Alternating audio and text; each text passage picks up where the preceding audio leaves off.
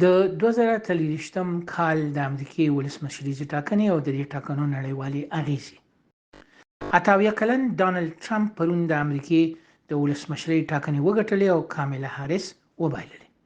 ټرمپ هماغسې ګټندوی شو څنګه چې د ملګرو تمه لرله او هغه کاملا هاریس تر هغې بده وبایلله چې دی او ملاتړ یې ګڼلې وه.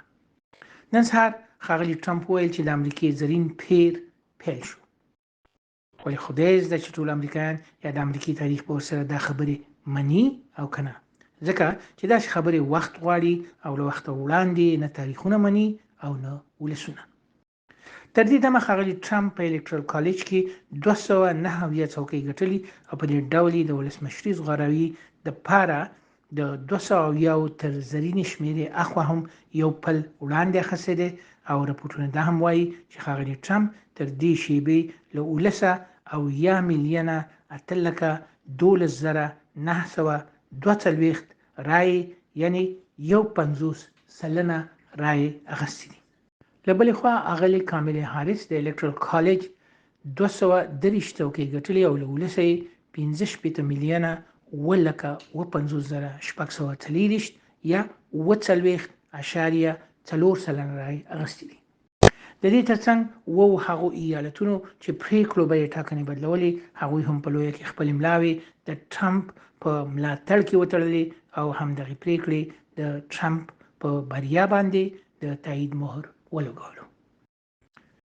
د دې ټاکنو د پایلو اغیزې به د افغانستان سیمې او نړۍ په سیاست او حالاتو باندې د ټلویزیونونو او رادیوګانو تر بحثونو پورې خو لارې پرانیزي. ولی حقیقت دا دی چې د امریکا نړیواله تګلاره په تیره بیا په منځني ختیځ او اسیا کې له اوږدې مودې راهیسې ثابته پاتې شوې او په دې برخه کې ولسمشر یوازې د حکومتي پالیسیو د پلي کولو په برخه کې یو لنډ تنګ او محدود رول لوبولی شي.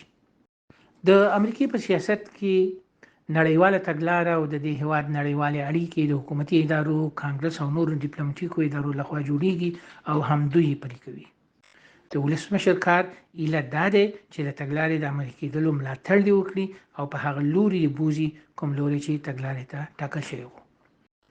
له دې ځایه ویلی شو د دې لپاره چې په نړیواله کچه بدلونونه راشي نو ولسمشر دې په یو سر دا بدلونونه نه راولي ځکه چې نه یې شي راوستلی، بلکې ښایي چې د نوو لویو تګلارو د خپلولو لپاره د امریکای اوسنۍ لوی تګلارې او پالیسۍ هم بدل شي او واکمن دولتي دریځې هم بدلون پیدا کړي او داسې بدلون لابیګر ځواکونه یا لابیرز راوستی شي او لابیګر ځواکونه د هغوی په لاس کې وي څوک چې هم ښې ډېرې پیسې او ډالرې لري او هم ښه ډېر ځواکونه ورسره وي. دا لابیګر ځواکونه د امریکای ننني او پروني رسمي دریځ ته په کتلو ډېر په اسانه معلومېدلی شي.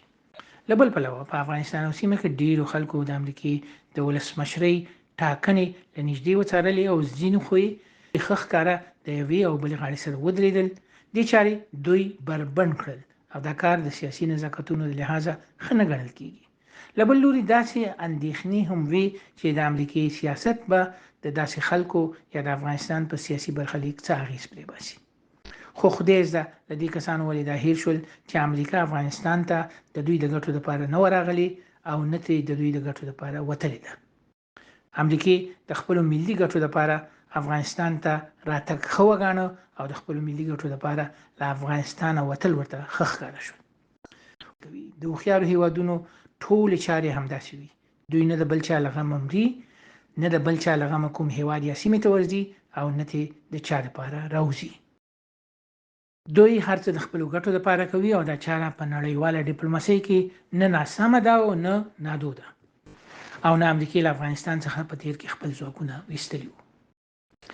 امریکا بیا په دې سیمه کې پوځیان نه کوزي او نه بیا چرته په یوازې سر او یا حتی د نورو په ملتیا د افغانستان په لوري خوځېدل غواړي. خو دا کولی شي او ډیره شونې ده چې ویې کړي چې د سیمې او افغانستان دننه خدای مکړه په راتلونکي کې پیل شوی جنګ د چین او روس په پولو کې دومره تود کړي چې تاو یې دې دواړو هیوادونو ته ورسیږي. دا د امریکای دود دی. دا ځکه خو امریکا په کلونو په ویتنام کې د چین پولې ته نږدې وجنګېدله او دا ځکه خو لا په فلیپین، تایوان او سویلي کوریا کې اړولې دي.